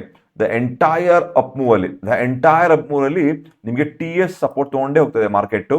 ಬಟ್ ಇವತ್ತಿನ ಎಂಡ್ ಆದಮೇಲೆ ನೀವು ನೋಡ್ಬೋದು ಈ ಪಾಯಿಂಟಲ್ಲಿ TSKSನ ಬ್ರೇಕ್ ಮಾಡ್ದಂಗೆ ಕಾಣ್ತಾ ಇದೆ. ಆಫ್ಟರ್ 1 ಇಯರ್ ಆದಮೇಲೆ, 1 ವರ್ಷ ಆದಮೇಲೆ ಈ ಥರ ಒಂದು ಪ್ರಮೇಯ ನೋಡ್ತಾ ಇದ್ದೀವಿ. ಸೊ ಪ್ರಾಬಬ್ಲಿ ನನಗೆ ಇದು ಒಂದು ಶಾರ್ಟಿಂಗ್ ಆಪರ್ಚುನಿಟಿ ಕಾಣ್ಬೋದು, ಅಥವಾ ನನಗೆ ಈಗ ಸದ್ಯಕ್ಕಂತೂ ನಾನು ಇನ್ವೆಸ್ಟ್ಮೆಂಟ್ ಇದರಲ್ಲಿ ನೋಡ್ತಾ ಇಲ್ಲ. ನನಗೆ ಒಂದು ಸಿಗ್ನಿಫಿಕೆಂಟ್ ಕರೆಕ್ಷನ್ಗಳಾದಮೇಲೆ ಇದರಲ್ಲಿ ಮಾರ್ಕೆಟ್ ಅಂದರೆ ಅಕಾರ್ಡಿಂಗ್ ಟು ದ ಸೇಲ್ಸ್, ಅಥವಾ ಸ್ವಲ್ಪ ಪಿ ತುಂಬ ಕಮ್ಮಿ, ಪಿ ತುಂಬ ಎಕ್ಸ್ಪೆನ್ಸಿವ್, ಅರ್ಥ ಮಾಡ್ಕೊಂಡು 209 ಇದೆ. ಸೊ 209 ಎಷ್ಟಿತ್ತು? ಪಿ ರೇಷಿಯೋ ತುಂಬ ಜಾಸ್ತಿ ಇತ್ತು. ಪಿ ರೇಷಿಯೋ ಅಲ್ವಾ? ಪಿ ರೇಷಿಯೋ ಇದ್ರದ್ದು ಈ ಕಂಪನಿದು ಪಿ ರೇಷಿಯೋ 209 ಅಂದರೆ ವೆರಿ ಎಕ್ಸ್ಪೆನ್ಸಿವ್ ಅನ್ಕೋಬೋದು. ಕರೆಕ್ಷನ್ ಆಗಲಿ, ಆಮೇಲೆ ಅದ್ರ ನಂಬರ್ಸ್ ನೋಡಿ ಬೇಕಾದ್ರೆ ಇನ್ವೆಸ್ಟ್ಮೆಂಟ್ ನೋಡೋಣ. ನಾನು ಸದ್ಯಕ್ಕೆ ಇದರಲ್ಲಿ I am not interested. Okay, ನಾನು ಆಲ್ರೆಡಿ ಇನ್ವೆಸ್ಟ್ ಆಗಿ ಒಳ್ಳೆ ಪ್ರಾಫಿಟಲ್ಲಿ ಇದ್ದರೆ ನಾನು ಇದರಲ್ಲಿ ಪ್ರಾಫಿಟ್ ಬುಕ್ ಮಾಡ್ಕೋತೀನಿ. ಸೊ ಇದು ನನ್ನ ಒಂದು ಅನಿಸಿಕೆ. ಈಗ ನಮ್ಮ ನೆಕ್ಸ್ಟ್ ಸ್ಟಾಕ್ ಯಾವುದಿದೆ ಅಂದರೆ, ಇದು ಒಂದು ನಮ್ಮ ದೇಶದಲ್ಲಿ ತುಂಬ ಇಂಪಾರ್ಟೆಂಟ್ ಆದ ಬ್ರ್ಯಾಂಡ್. ಯಾರಾದರೂ ಒಬ್ರು ಬ್ಯಾಚುಲರ್ ಇದ್ದರೆ, ಅಡುಗೆ ಮಾಡ್ಕೊಳಕ್ಕೆ ಬರದೇ ಇರೋರಿಗೆ ಇದು ಮೋಸ್ಟ್ ಇಂಪಾರ್ಟೆಂಟ್ ಬ್ರ್ಯಾಂಡ್. ಅಷ್ಟು ಮಾತ್ರ ಅಲ್ಲ, ಮಕ್ಕಳುಗಳಿಗೂ ಇದು ತುಂಬ ಇಂಪಾರ್ಟೆಂಟ್ ಬ್ರ್ಯಾಂಡ್. ದೊಡ್ಡ ಮಕ್ಕಳಿಗೂ, ಚಿಕ್ಕ ಮಕ್ಕಳಿಗೂ, ದೊಡ್ಡವ್ರಿಗೂ, ಎಲ್ಲರಿಗೂ ಇದು ಮೋಸ್ಟ್ ಇಂಪಾರ್ಟೆಂಟ್ ಆದ ಬ್ರ್ಯಾಂಡ್. ಯಾಕೆ ಅಂದರೆ ಬ್ಯಾಚುಲರ್ಗಳಿಗೆ ಹೊಟ್ಟೆ ತುಂಬಿಸುವಂತಹ ಮ್ಯಾಗಿ ಮಾಡುವಂಥ ಕಂಪನಿ ನೆಸ್ಲೆ. ಅದೇ ರೀತಿ ಚಿಕ್ಕ ಮಕ್ಕಳಿಗೆ ಸೆರಲಾಕ್ ಈ ಥರ ಒಂದು ಕೊಡುವಂತಹ ಒಂದು ಬೇಬಿ ಫುಡ್ ಕೊಡುವಂತಹ ಒಂದು ಬ್ರ್ಯಾಂಡ್ ಕೂಡ. ಕಿಟ್ ಕ್ಯಾಟ್ ಅಂತ ಚಾಕ್ಲೇಟ್ಗಳು, ಮಂಚ್ ಅಂತ ಚಾಕ್ಲೇಟ್ಗಳನ್ನ ಕೊಡುವಂತಹ ಬ್ರ್ಯಾಂಡ್. ಈ ಕಂಪನಿ ನಾವು ಟ್ರೇಡಿಂಗ್ ಆಪರ್ಚುನಿಟಿ ಇದೆಯಾ, ಇನ್ವೆಸ್ಟ್ಮೆಂಟ್ ಆಪರ್ಚುನಿಟಿ ಇದೆಯಾ, ಏನಂತ ನೋಡೋಣ ಬನ್ನಿ. ಬಿಫೋರ್ ನಾವು ನಂಬರ್ಸ್ ದುಮ್ಕೋಕ್ಕೆ ಮುಂಚೆ ನೆಸ್ಲೆದ ಒಂದು ಕ್ವಾಲಿಟೇಟಿವ್ ವಿಶ್ಲೇಷಣೆ ಮಾಡೋಣ. ನೀವು ಕ್ವಾಲಿಟಿ ವಿಶ್ಲೇಷಣೆ ಮಾಡೋದಾದ್ರೆ ನೆಸ್ಲೆಯಲ್ಲಿ, ನೆಸ್ಲೆ ಒಂದು ಮೇಜರ್ ಕಂಪನಿ ನಮ್ಮ ದೇಶದಲ್ಲಿ. ಆಲ್ರೆಡಿ ಹೇಳ್ದಂಗೆ ಇವ್ರು ನೋಡ್ಬೋದು, ಇವರು ಇಷ್ಟು ಮೇಜರ್ ಕಂಪನಿ ಅಂತ ಮಾತ್ರ ಯಾವ ರೀತಿ ಅಂದರೆ, ಇದು ನಮ್ಮ ಇಡೀ ಇಂಡಿಯಾದಲ್ಲಿ ಇವರ ಒಂದು ಡಿಸ್ಟ್ರಿಬ್ಯೂಷನ್ ತುಂಬ ಚೆನ್ನಾಗಿದೆ. ನೆಸ್ಕಫೆ, ಮ್ಯಾಗಿ, ಮಿಲ್ಕಿ ಬಾರು, ಕಿಟ್ ಕ್ಯಾಟು, ಬಾರ್ವನ್ನು, ಮಿಲ್ಕ್ ಮೇಡು, ನೆಸ್ಟಿ, ಆ ಥರ ಹಲವಾರು ಮೋಸ್ಟ್ ಫೇಮಸ್ ರೆಗ್ಯುಲರ್ ಆಗಿ ಯೂಸ್ ಮಾಡುವಂಥ ಬ್ರ್ಯಾಂಡ್ಗಳು ಇವರು ತಯಾರಿಸಿಟ್ಟಿದ್ದಾರೆ. ಇಷ್ಟು ಮಾತ್ರ ಅಲ್ಲ, ಇನ್ನು ಫ್ಯೂಚರಲ್ಲಿ ಹೋಗ್ತಾ ಇವರುಗಳು ಇನ್ನೂ ಹೊಸ ಬ್ರ್ಯಾಂಡ್ಗಳನ್ನ ತಯಾರು ಮಾಡೋಕೆ ರೆಡಿ ಮಾಡ್ತಾರೆ. ರೆವೆನ್ಯೂ ಬ್ರೇಕಪ್ ಮಾಡಿದ್ರೆ ಮಿಲ್ಕ್ ಪ್ರಾಡಕ್ಟ್ಸ್ ಆ್ಯಂಡ್ ನ್ಯೂಟ್ರಿಷನ್ 40% ಅಂತ, ಡೈರಿ ಪ್ರಾಡಕ್ಟ್ಸ್, ಮಿಲ್ಕ್ ಪೌಡರ್ ಅದು ಮತ್ತು ವೀನಿಂಗ್ ಪ್ರಾಡಕ್ಟ್ಸ್ ಅಂತ ಹೇಳ್ತಾರೆ. ಮಕ್ಕಳು ಇದಕ್ಕೆ ಯೂಸ್ ಮಾಡ್ತಾ ಇದ್ದಾರೆ. ಮ್ಯಾಗಿ ಮಸಾಲ, ಸಾಸಸ್ಸು, ಸೀರಿಯಲ್ಸು, ಕಾನ್ಫೆಕ್ಷನರಿ ಚಾಕ್ಲೇಟ್ಗಳು 17% ಇದೆ. ಸೊ ಹಾಗಾಗಿ ಇದೊಂದು ತುಂಬ ಒಂದು ಎಲ್ಲ ಥರ ವೈವಿಧ್ಯಮಯ ಜಾಗದಲ್ಲಿದೆ. ಎಲ್ಲ ಏಜ್ ಗ್ರೂಪ್ನು ಕವರ್ ಮಾಡುವಂಥ ಇದೆ. ಮತ್ತು ರೆಗ್ಯುಲರ್ ಆಗಿ ಯೂಸ್ ಮಾಡುವಂಥ ಪ್ರಾಡಕ್ಟ್ಗಳು, ಹೊಟ್ಟೆ ಹಸಿದ್ರೆ ಫಸ್ಟ್ ಮಾಡ್ಕೊಳ್ಳೋದೇ ಮ್ಯಾಗಿ. ಬೇರೆ ನೀವು ಪತಾಂಜಲಿ ತಗೊಳ್ಳಿ ಅಥವಾ ಟಾಪ್ ರಾಮೆನ್ ತಗೊಳ್ಳಿ ಅಂತ ತಗೊಳ್ಳಿ, ಅದಕ್ಕೆ ಹೆಸರು ಹೇಳೋದೇ ಮ್ಯಾಗಿ ಅಂತ ಹೇಳ್ತಾರೆ ಅದಕ್ಕೆ ಅಲ್ವಾ. ಫಸ್ಟ್ ಮ್ಯಾಗಿನೇ ಕೇಳೋದು ಜನ. ಮ್ಯಾಗಿ ಟೇಸ್ಟು ಇಷ್ಟು ಚೆನ್ನಾಗಿರುತ್ತೆ, ಎಲ್ರಿಗೂ ಇಷ್ಟ ಆಗುವಂಥ ಒಂದು ಪ್ರಾಡಕ್ಟ್. ಸೊ ಇವರು ಇಷ್ಟು ಮಾತ್ರ ಅಲ್ಲ, ಇವರು ತುಂಬ ಎಕ್ಸ್ಪ್ಯಾನ್ಷನ್ಸ್ ಕೂಡ ಮಾಡ್ತಿದ್ದಾರೆ. ಇವರು ಎಕ್ಸ್ಪ್ಯಾನ್ಷನ್ಸ್ ಅಂದ್ರೆ ಏನರ್ಥ, ಇವರು ಇನ್ನೂ ಹೊಸ ಪ್ರಾಡಕ್ಟ್ಗಳು ತರ್ತಿದ್ದಾರೆ. ಹೊಸ ಪ್ರಾಡಕ್ಟ್ಗಳಂದ್ರೆ ಎಕ್ಸ್ಪೆರಿಮೆಂಟ್ ಮಾಡ್ತಾರೆ, ಅಂದರೆ ಮಿಲೆಟ್ ಮ್ಯಾಗಿ ಅಂತೆ, ಆ ಥರ ಬೇರೆ ಬೇರೆ ಬೇರೆ ಮ್ಯಾಗಿಗಳನ್ನ ಇವರು ರಿಸರ್ಚ್ ಕೂಡ ಮಾಡ್ತಾ ಇದ್ದಾರೆ. ಇವರ ಒಂದು ಮ್ಯಾನುಫ್ಯಾಕ್ಚರಿಂಗ್ ಫೆಸಿಲಿಟಿ ಎಷ್ಟೊಂದು ಜಾಗದಲ್ಲಿದೆ. ಅದು ಮಾತ್ರ ಅಲ್ಲ, ಇವ್ರು ನಂಜನಗೂಡಲ್ಲಿ, ನಮ್ಮ ಮೈಸೂರಿನ ನಂಜನಗೂಡಲ್ಲಿ ಕೂಡ ಇವ್ರದ್ದು ಒಂದು ನೆಸ್ಲೆ ಫ್ಯಾಕ್ಟ್ರಿ ಇದೆ, one of the top factories ಇವ್ರದ್ದು. ಇದರಲ್ಲೂ ಕೂಡ ಕೆಪಾಸಿಟಿ ಇನ್ಕ್ರೀಸ್ ಮಾಡ್ತಿದ್ದಾರೆ ನಂಜನಗೂಡು ಫ್ಯಾಕ್ಟ್ರಿಲೂ. ಅಷ್ಟು ಮಾತ್ರ ಅಲ್ಲ, ಒಡಿಸ್ಸಾದಲ್ಲಿ ಹೊಸ ಒಂದು ಫ್ಯಾಕ್ಟ್ರಿ ಕೂಡ ಇವರು ಹಾಕ್ತಿದ್ದಾರೆ. ಅದಕ್ಕೂ ಕೂಡ 2,000 ಚಿಲ್ಲರೆ ಕೋಟಿ ಇವರು ಖರ್ಚು ಕೂಡ ಮಾಡಿದ್ದಾರೆ, ಆಯ್ತಾ. ಸೊ ಸ್ಪೆಂಡ್ ನೋಡಿ, 2,600 ಕೋಟಿ ಇವರು ಸ್ಪೆಂಡ್ ಮಾಡಿದ್ದಾರೆ ಒಡಿಶಾ ಫ್ಯಾಕ್ಟ್ರಿ ಒಂದು ಎಕ್ಸ್ಪ್ಯಾನ್ಷನ್ ಮಾಡೋಕ್ಕೋಸ್ಕರ. ಸೊ ಹಾಗಾಗಿ ಇವರು ಡೈರೆಕ್ಟ್ ಟು ಕಸ್ಟಮರು ಮಾಡ್ತಾರೆ. ಪ್ಲಸ್ ಇವರು ಸ್ಟಾರ್ ಬಜಾರ್ ಈ ಥರ ಒಂದು ಕಂಪ್ನಿಗಳು ಇದೆ, ಆನ್ಲೈನಲ್ಲಿ ಇದೆ, ಎಲ್ಲ ಕಡೆನೂ ಇದೆ. ನೀವು ಸಿಗದೇ ಇರೋಂಥ ಜಾಗ ಇಲ್ಲ, ಅಷ್ಟು ದೊಡ್ಡ ಒಂದು ಡಿಸ್ಟ್ರಿಬ್ಯೂಷನ್ ನೆಟ್ವರ್ಕ್ ಇವ್ರದ್ದು ಇದೆ. ಮಿಲೆಟ್ ಬೇಸ್ಡ್ ಪ್ರಾಡಕ್ಟ್ಸ್ಗಳು ಇವರು ತಯಾರು ಮಾಡೋಕ್ಕೆ ರಿಸರ್ಚ್ ಮಾಡ್ತಿದ್ದಾರೆ. ಯಾಕಂದರೆ ಫ್ಯೂಚರಲ್ಲಿ ಹೆಲ್ದಿ ಪ್ರಾಡಕ್ಟ್ಸ್ ಬಿಡಬೇಕು ಅನ್ನೋಕ್ಕೋಸ್ಕರ ಮಿಲೆಟ್ ಬೇಸ್ಡ್ ಪ್ರಾಡಕ್ಟ್ ಕೂಡ ಇವರು ಇದು ಮಾಡ್ತಿದ್ದಾರೆ. So Nestle is a great fundamentally strong company to invest in ಅಂತ ಫಂಡಮೆಂಟಲಿ ನಂಗೆ ಅನ್ಸುತ್ತೆ, ಇದು ಕ್ವಾಲಿಟೇಟಿವ್ಲಿ ಅನ್ಸುತ್ತೆ. ನಂಬರ್ಸ್ ಏನು ಹೇಳುತ್ತೆ ನೋಡೋಣ. ನೋಡಿ, ಇದರ ಸ್ಟಾಕ್ ಪಿ 79.5 ಇದೆ. ನಮ್ಮ ಟ್ರೆಂಡ್ಗಿಂತ ಎಷ್ಟೊಂದು ಚೀಪ್ ಅನ್ಸ್ಬೋದು, but still expensive. But ROC ROI extraordinary ಅಲ್ವಾ. ಇದರ ROC ROI ಎಕ್ಸ್ಟ್ರಾರ್ಡಿನರಿ ಇದೆ. ಸ್ವಲ್ಪ ನಂಬರ್ಸ್ಗಳು ವ್ಯತ್ಯಾಸ ಇದೆ. ಒಂದು ಲಾರ್ಜ್ ಕ್ಯಾಪ್ ಕಂಪನಿ. ಇವರೊಂದು ಕರೆಂಟ್ ಪ್ರೈಸ್ ಬಂದು 2,627 ಕೋಟಿ ಇದೆ. ಬುಕ್ ವ್ಯಾಲ್ಯೂಗೂ ಸಂಬಂಧ ಇಲ್ಲ again, but because of its own brand value ಅನ್ಕೋಬಹುದು. ಇದು ಪ್ರೋಸ್ ತುಂಬ ಚೆನ್ನಾಗಿದೆ. ಕಾನ್ ಏನು ಸ್ಟಾಕ್ ವ್ಯಾಲ್ಯೂಗೂ ಇದಕ್ಕೂ ಸಂಬಂಧ ಇಲ್ಲ ಅನ್ನೋದೇ ಒಂದು ವಿಷಯ. ಬಟ್ ಅದರ್ವೈಸ್ ನೋಡಿ, Britannia, Nestle are top companies ನಮ್ಮ ದೇಶದಲ್ಲಿ. ನೆಸ್ಲೆದು ಇನ್ನೂ ಜಾಸ್ತಿ ಬ್ರ್ಯಾಂಡ್ಗಳಿದೆ, ಆಯ್ತಾ, ನಮ್ಮ ಈ ಒಂದು ಫೀಲ್ಡಲ್ಲಿ. ಇವರ ಒಂದು ಇದು ನೋಡಿದ್ರೆ ಸ್ಟಡಿ ಗ್ರೋತ್, ಎಕ್ಸ್ಟ್ರಾರ್ಡಿನರಿ ಗ್ರೋತ್ ಅಲ್ಲ ಇವ್ರದ್ದು. ನೋಡಿ, ಇವ್ರದ್ದು ಸೇಲ್ಸ್ ಬಂದು ಸ್ಟಡಿ ಗ್ರೋತ್. ಇವ್ರದ್ದು ಒಂದು ಯಾವುದೇ ಕ್ವಾರ್ಟರ್ ಮ್ಯಾಗಿದೊಂದು ಪ್ರಾಬ್ಲಮ್ ಆಗಿತ್ತು, ಲೆಡ್ ಜಾಸ್ತಿ ಇದೆ ಅಂತೆಲ್ಲ ಒಂದು ಇದಾಗಿತ್ತು. ಅದೆಲ್ಲ ಆದ್ರೂ ಇವರ ಸೇಲ್ಸ್ ಬಂದು ಇಯರ್ ಆನ್ ಇಯರ್ ಸೇಲ್ಸ್ ಕಮ್ಮಿ ಆಗಿಲ್ಲ. ನೀವು ನೋಡ್ಬೋದು, year on year sales slow ಆಗಿದ್ದ ಟೈಮಲ್ಲಿ ಅಷ್ಟೇ ವಿನ ಕಮ್ಮಿ ಅಂತೂ ಆಗಿಲ್ಲ. ಜನ ಖುಷಿ ಪಟ್ಟರು, ಮ್ಯಾಗಿ ಮತ್ತೆ ರಿಲೀಸ್ ಮಾಡ್ತಾರೆ ಅಂತ. ಸೊ ಇವರ ಒಂದು ಸೇಲ್ಸ್ ನೋಡಿಕೊಂಡ್ರೆ ಅಷ್ಟೊಂದು ಎಕ್ಸ್ಟೆನ್ಸಿವ್ ಆಗಿಲ್ಲ, ಬಟ್ ಸ್ಟಿಲ್ ಓಕೆ. ಇವರ ಒಂದು ಎಕ್ಸ್ಪೆನ್ಸಸ್ ಸೇಲ್ಸ್ ಮಾರ್ಜಿನ್ ನೋಡಿದ್ರೆ margin is better than trend. ನೀವು ನೋಡ್ತಾ ಇರ್ಬೋದು ಈ ಪಾಯಿಂಟಲ್ಲಿ ಅಲ್ವಾ. ಇವರೊಂದು ನೆಟ್ ಪ್ರಾಫಿಟ್ ನೋಡಿದ್ರೆ ಕನ್ಸಿಸ್ಟೆಂಟ್ ಆಗಿ ಪ್ರಾಫಿಟಬಲ್ ಆಗಿದ್ದಾರೆ ಇವರು. ಅಫ್ಕೋರ್ಸ್ ಯಾವುದೋ ಒಂದು ಟೈಮಲ್ಲಿ ಒಂದು ಕಮ್ಮಿ ಆಗಿತ್ತು, ಬಟ್ ಅದರ್ವೈಸ್ ಕನ್ಸಿಸ್ಟೆಂಟ್ ಪ್ರಾಫಿಟ್ ನೀವು ಇಲ್ಲಿ ನೋಡ್ಲಿಕ್ಕೆ ಸಿಗ್ಬೋದು. ಇವಾಗ ಇವರು ಒಂದು 4,000 ಕೋಟಿ, ಅಂದರೆ ಆಲ್ಮೋಸ್ಟ್ ಒಂದು ಲಾಸ್ಟ್ ಇಯರ್ಗೂ ಈ ಇಯರ್ಗೂ ಆಲ್ಮೋಸ್ಟ್ ಒಂದು 25-30% ಎಕ್ಸ್ಟ್ರಾ ಪ್ರಾಫಿಟ್ ಮಾಡಿದ್ದಾರೆ. 4,000 ಕೋಟಿ ಹತ್ರ ಇವರ ಪ್ರಾಫಿಟ್ ನೀವು ನೋಡ್ಬೋದು. ಇವರ ಒಂದು FIDI ಒಂದು ಹೂಡಿಕೆ ಒಂದು ಪ್ಯಾಟರ್ನ್ ನೋಡಿಕೊಂಡ್ರೆ ವೆರಿ ಸ್ಟೇಬಲ್. ಪ್ರಮೋಟರ್ಸ್ ಹಾಗೆ ಇದ್ದಾರೆ, FIDIಗಳು ಹಾಗೆ ಇದ್ದಾರೆ, ನಿಮ್ಮ DIಗಳು ಆಲ್ಮೋಸ್ಟ್ ಇದ್ದಾರೆ, ನಿಮ್ಮ ಒಂದು ರಿಟೇಲರ್ಸ್ ಅದೇ ಇದ್ದಾರೆ. ಸೊ ಹಾಗಾಗಿ ಇದೊಂದು ವೆರಿ ವೆರಿ ಸ್ಟೇಬಲ್ ಒಂದು ಕಂಪನಿ ಅಂತ ನೀವು ಇಲ್ಲಿ ನೋಡ್ಬೋದು. ನೆಕ್ಸ್ಟ್ ನೋಡೋಣ, ಇವರ ಒಂದು ಚಾರ್ಟ್ ನೋಡ್ಕೊಂಡ್ಬಂದ್ರೆ ಇದರಲ್ಲಿ ಈ ಒಂದು PPT ನೋಡ್ಕೊಳ್ಳಿ. PPTಲಿ ವೆರಿ ಇಂಟ್ರೆಸ್ಟಿಂಗ್ ಒಂದು ಫ್ಯಾಕ್ಟರ್ ತೋರಿಸ್ಬೇಕು ನಿಮ್ಗೆ ನಾನು. ಇದಕ್ಕೋಸ್ಕರ ತುಂಬ ಇಂಟ್ರೆಸ್ಟಿಂಗ್ ಆಯಿತು. ಇದು not just for Nestle, even for the entire ಇದಕ್ಕೋಸ್ಕರ ಹೇಳ್ತಾ ಇದ್ದೀನಿ ನಾನು ನಿಮಗೆ. ಇದು ಇಂಡಿಯಾ, ಇದು ಚೈನಾ, ಇದು ಪರ್ ಕ್ಯಾಪಿಟಾ ಇನ್ಕಮ್, ನಮ್ದು ಎಷ್ಟು ಸಂಪಾದನೆ, ಒಬ್ಬ ಮನುಷ್ಯ ಎಷ್ಟು ಅರ್ನ್ ಮಾಡ್ತಾನೆ ಪರ್ ಕ್ಯಾಪಿಟಾ ಇನ್ಕಮ್ ಅಂತ ಹೇಳ್ತಾರೆ. ವರ್ಷಕ್ಕೆ ಒಬ್ಬ ಮನುಷ್ಯನ ಆವ್ರೇಜ್ ಇನ್ಕಮ್ ಎಷ್ಟು ಅಂತ ಇಲ್ಲಿ ತೋರಿಸ್ತಾ ಇದ್ದಾರೆ. ಚೈನಾದು 480 ಇದೆ, ನಮ್ಮದು ಬರೀ 100 ಇದೆ. ಅಂದರೆ ನಮಗೆ ಗ್ರೋತ್ ಪೊಟೆನ್ಷಿಯಲ್ ಅಂದರೆ ನಮಗೆ ನಮ್ಮ ಜನಸಂಖ್ಯೆ ಚೈನಾಗಿಂತ ಜಾಸ್ತಿ ಇದೆ, ಆಯ್ತಾ. ನಮ್ಮ ಜನಸಂಖ್ಯೆ ಜಾಸ್ತಿ ಚೈನಾಗೂ ನಮಗೆ ಕಂಪೇರ್ ಮಾಡ್ತಾರೆ, ಥೈಲ್ಯಾಂಡ್ಗೂ ನಮ್ಗೆ ಕಂಪೇರ್ ಮಾಡ್ತಾರೆ, ಇಂಡೋನೇಷ್ಯಾ, ಫಿಲಿಪೈನ್ಸ್ಗೆಲ್ಲ ನಮ್ಗೆ ಕಂಪೇರ್ ಮಾಡ್ತಾರೆ. ಇವ್ರಿಗೆಲ್ಲರೂ ಕಂಪೇರ್ ಮಾಡಿದಾಗ ನಮಗೆ ಜಾಸ್ತಿ ಪೊಟೆನ್ಷಿಯಲ್ ಇದೆ. ನಮ್ಮ ಪರ್ ಕ್ಯಾಪಿಟಲ್ ಇನ್ಕಮ್ ತುಂಬ ಕಮ್ಮಿ ಇದೆ, ನಮಗೆ ಗ್ರೋ ಆಗೋ ಪೊಟೆನ್ಷಿಯಲ್ ಜಾಸ್ತಿ ಇದೆ. ನಮಗೆ ಇಲ್ಲಿ ಗ್ರೋ ಆದರೆ ನೆಸ್ಲೆ ಅಂತ ಕಂಪ್ನಿಗಳಿಗೆ ಜಾಸ್ತಿ ಪ್ರಾಫಿಟ್ ಆಗುತ್ತೆ ಅಂತ ಒಂದು, ಅದಕ್ಕೋಸ್ಕರ ಅವ್ರು PPTಲಿ ತೋರಿಸ್ಕೊಂಡಿದ್ದಾರೆ. ಅದು not very important. F&B spend ಅಂದರೆ ಫುಡ್ ಆ್ಯಂಡ್ ಬೆವರೇಜಸ್, F&B ಅಂದರೆ ಫುಡ್ ಆ್ಯಂಡ್ ಬೆವರೇಜಸ್, ಇದರ ಸ್ಪೆಂಡ್ ಪರ್ ಕ್ಯಾಪಿಟಲ್ ಅಂದರೆ ಒಬ್ಬ ಮನುಷ್ಯ ಸರಾಸರಿ ಎಷ್ಟು ಖರ್ಚು ಮಾಡ್ತೀನಿ ಅಂತ. ಇಂಡಿಯಾ ಇಷ್ಟಿದ್ರೆ ಚೈನಾ ಇದೆಲ್ಲ ನೋಡಿ, ಥೈಲ್ಯಾಂಡು ಇವೆಲ್ಲ ಎಷ್ಟು ಜಾಸ್ತಿ ಖರ್ಚು ಮಾಡ್ತಿದ್ದಾರೆ. ನಾವುಗಳು ಇನ್ನೂ ಖರ್ಚು ಕಮ್ಮಿ ಮಾಡ್ತಾ ಇದ್ದೀವಿ F&Bಲಿ. ನಮಗೆ ಗ್ರೋತ್ ಪೊಟೆನ್ಷಿಯಲ್ ಇದೆ ಅಂತ ತೋರಿಸ್ತಾ ಇದ್ದಾರೆ.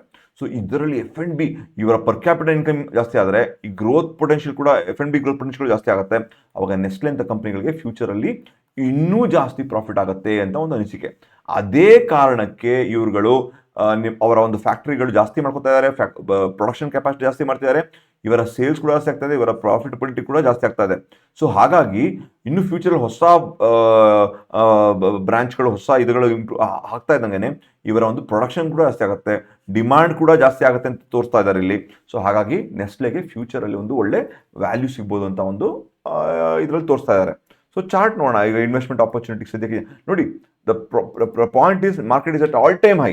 Market is all time high, Nestle is not at all time high. Nestle all time high ಅಲ್ಲಿ ಇಲ್ಲ. ನಾನು ಡೈಲಿ ಚಾರ್ಟಲ್ಲಿ ಇದ್ದೀನಿ, ನೀವು ಇಲ್ಲಿ ನೋಡ್ಕೊಂಡ್ರೆ ಈ ಪಾಯಿಂಟಲ್ಲಿ ನಿಮಗೆ ಇದು ವೆರಿ ಕ್ಲಿಯರ್ ಆಗಿ ಒಂದು ಡಿಸ್ಟ್ರಿಬ್ಯೂಷನ್ ಆಗ್ತಾ ಇದೆ. ಈ ಪಾಯಿಂಟಲ್ಲಿ ಕಾಣಿಸ್ತಾ ಇದೆ ನಿಮಗೆ ವೆರಿ ಕ್ಲಿಯರ್ ಆಗಿ. ಒಂದು 2768 ರೂಪಾಯಿ ಹೋಗಿ ಅಲ್ಲಿಂದ ಬಿದ್ದು ಇನ್ನೂ ದೊಡ್ಡ ಒಂದು 2302 ರೂಪಾಯಿ ಬಂದು ಅಲ್ಲಿಂದ ಇದು ಒಂದು 300 ಪಾಯಿಂಟ್ ರಿಕವರ್ ಆದಂಗೆ ಕಾಣಿಸ್ತಾ ಇದೆ ಪಾಯಿಂಟಲ್ಲಿ ಅಲ್ವಾ. ಬಟ್ ಸ್ಟಿಲ್ ನಿಮಗೆ ಇದೊಂದು ಕ್ವಿಕ್ ರಿವರ್ಸಲ್ ನಿಮಗೆ ಎಲ್ಲೂ ಕಾಣಿಸ್ತಾ ಇಲ್ಲ. ನಂಗೆ ಮೇಜರ್ ಆಗಿ ಏನು ಕಾಣಿಸ್ತಾ ಇದೆ ಅಂದರೆ ನೆಸ್ಲೆ ನಾನು ಆ್ಯಕ್ಚುಲಿ ನೆಸ್ಲೆ ನಾನು ಇನ್ವೆಸ್ಟೆಡ್ ಅಲ್ಲ, ನಾನು ಪ್ರಾಬಬ್ಲಿ ಇನ್ವೆಸ್ಟ್ಮೆಂಟ್ ಆಪರ್ಚುನಿಟಿ ಹುಡುಕ್ತಾ ಇದ್ದೀನಿ. ನನಗೆ ಅಂದರೆ ಇದರಲ್ಲಿ ಸಿಕ್ಕರೆ ನಾನು ತಗೋತೀನಿ. ಈ ಒಂದು ಜಾಗನ ದಾಟದ ಮೇಲೆ ಅರೌಂಡ್ 2656, ಈಗ 2627 ಇದೆ. ನನಗೆ ಈ ಒಂದು ರೆಸಿಸ್ಟೆನ್ಸ್ ಇದು ಡೈಲಿ ಚಾರ್ಟ್ನಲ್ಲಿ ನನಗೆ ಇಲ್ಲಿ ಸತತವಾಗಿ ಇಲ್ಲಿ ರೆಸಿಸ್ಟೆನ್ಸ್ಗಳು ಕಾಣ್ತಾ ಇರ್ಬೋದು ನಿಮ್ಗೆ ಇಲ್ಲಿ ಅಲ್ವಾ. ಸತತವಾಗಿ ರೆಸಿಸ್ಟೆನ್ಸ್ಗಳು ಕಾಣ್ತಾ ಇದೆ. ಈ ಪಾಯಿಂಟಲ್ಲಿ ಇಲ್ಲೊಂದಿತ್ತು. ಸೊ ಹಾಗಾಗಿ ನನಗೆ ಇದನ್ನ ಬೀಟ್ ಮಾಡ್ಕೊಂಡು ಒಂದು ಪ್ರೈಸ್ ಆಕ್ಷನ್ ಮಾಡಿದ್ದಲ್ಲಿ ನಾನು ಪ್ರಾಬಬ್ಲಿ ಇದರಲ್ಲಿ ನಾನು ಇನ್ವೆಸ್ಟ್ ಬರೋಕ್ಕೆ ನಾನು ನೋಡ್ತೀನಿ. ಅಥವಾ ನಂಗೆ ಆ ಥರ ಆಗಲಿಲ್ಲ ಅಂದರೆ ನನಗೆ ಈ ಒಂದು ಇದೊಂದು ಎ ಥರ ಕಾಣಿಸ್ತಾ ಇದೆ ಅಲ್ವಾ, ಇದು ಬಿ ಥರ ಕಾಣಿಸ್ತಾ ಇದೆ. ಅಕಸ್ಮಾತ್ ಏನಾದರೂ ಇನ್ನೊಂದು ದೊಡ್ಡ ಕರೆಕ್ಷನ್ ಅರೌಂಡ್ ಈ ಝೋನಲ್ಲಿ ಸಿಕ್ಕರೆ ನನಗೆ ಖಂಡಿತವಾಗ್ಲೂ 2300 ಈ ಜಾಗದಲ್ಲಿ ಸಿಕ್ಕರೆ ನನಗೆ ಪಿ ತುಂಬ ಎಕ್ಸ್ಪೆನ್ಸಿವ್ ಅಲ್ಲ ಈ ಕಂಪನಿಗೆ ಅಲ್ವಾ. ಸೊ ಸ್ಟಿಲ್ ನನಗೆ ಅಥವಾ ಅರೌಂಡ್ ಈ ಝೋನಲ್ಲಿ ಸಿಕ್ಬಿಟ್ರೆ ಅಂತೂ ನನಗೆ ಈ ಝೋನಲ್ಲೋ ಸಿಕ್ಬಿಟ್ರೆ ಈ ರೇಂಜಲ್ಲಿ ನಾನು ಇದರಲ್ಲಿ ನಾನು ಈಗ ಸದ್ಯಕ್ಕೆ ನನಗೆ ನನ್ನ ಸಪೋರ್ಟ್ ನೋಡಿಕೊಂಡ್ರೆ ನಿಮಗೆ ವೆರಿ ಬ್ಯೂಟಿಫುಲ್ ಆಗಿ ನನಗೆ ಈ ಜಾಗಗಳಿದೆ ಕಾಣ್ತಾ. ನಾನೊಂದು ಪ್ರೈಸ್ ಆಕ್ಷನ್ ಲೆವೆಲ್ ಝೋನ್ನ ಮಾರ್ಕ್ ಮಾಡಬೇಕು ಅಂದರೆ ನನಗೆ ಈ ಒಂದು ಝೋನಲ್ಲಿ ನನಗೆ ಪ್ರೈಸ್ ಆಕ್ಷನ್ ಲೆವೆಲ್ ಇದೆ. ಸೊ ಹಾಗಾಗಿ ನನಗೆ ಮಾರ್ಕೆಟಲ್ಲಿ ನನಗೆ ಈ ಜಾಗದಲ್ಲಿ ನನಗೆ ಅಕ್ಯುಮುಲೇಷನ್ ಮಾಡೋಕ್ಕೆ ಒಂದು ಒಳ್ಳೆ ಆಪರ್ಚುನಿಟಿ ಇದೆ. ಅಥವಾ ಇಲ್ಲಿ ನನಗೆ ಪ್ರೈಸ್ ಆಕ್ಷನ್ ಸಿಕ್ಕಲ್ಲಿ ನಾನು ಇಲ್ಲಿ ಅಕ್ಯುಮುಲೇಷನ್ ಅಂದರೆ ಇದು ಕೆಳಗೂ ಅಕ್ಯುಮುಲೇಷನ್. ನನಗೆ ಫಂಡಮೆಂಟಲಿ ಇದು ಸ್ಟ್ರಾಂಗ್ ಸ್ಟಾಕ್. ನನಗೆ ನೆಸ್ಲೆ ಫಂಡಮೆಂಟಲಿ ಸ್ಟ್ರಾಂಗ್ ಸ್ಟಾಕ್ ಆದ್ದರಿಂದ ನೋಡಿ, ಕೋವಿಡ್ ಬರದೇ ಇರಲಿ, ಅಮೆಝಾನಲ್ಲಿ ಆರ್ಡರ್ ಮಾಡಲಿ ಅಥವಾ ಅಂಗಡಿಗೆ ಹೋಗಿ ಆರ್ಡರ್ ಮಾಡಲಿ, ಏನೇ ಮಾಡಲಿ ಮ್ಯಾಗಿ ಜನ ತಿಂತಾನೆ ಇದ್ದಾರೆ ಅಲ್ವಾ. ಸೊ ಅಷ್ಟು ದೊಡ್ಡ ಒಂದು ಸ್ಟ್ರಾಂಗ್ ಬ್ರ್ಯಾಂಡ್ ಆಗಿದೆ ಇದು.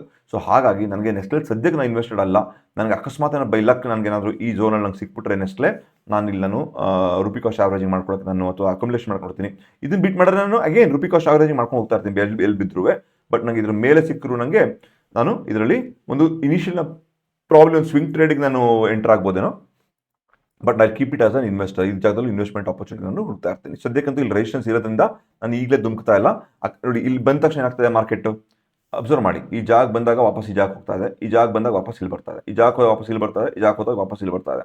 ಈ ಝೋನಲ್ಲಿ ನಿಮಗೆ ಸಪೋರ್ಟ್ ಸಿಗ್ತಾ ಇದೆ, ಈ ಝೋನಲ್ಲಿ ಅಲ್ವಾ ಬರ್ತದೆ. ಮತ್ತೆ ಈ ಜಾಗ ಬಂದಾಗ ವಾಪಸ್ ಈ ಜಾಗ ಹೋಗ್ತಾ ಇದೆ, ವಾಪಸ್ ಈ ಜಾಗ ಬರಲ್ಲ ಅಂತ ಏನು ಗ್ಯಾರಂಟಿ, ಈ ಥರನೇ ಆಗಲ್ಲ ಅಂತ ಏನು ಗ್ಯಾರಂಟಿ ಅಲ್ವಾ. ಸೊ ನಂಗೆ ಈ ಥರ ಒಂದು ಸಿಕ್ಕರೆ ಆಪರ್ಚುನಿಟಿ ನಾನು ಇದರಲ್ಲಿ ನೋಡ್ತೀನಿ.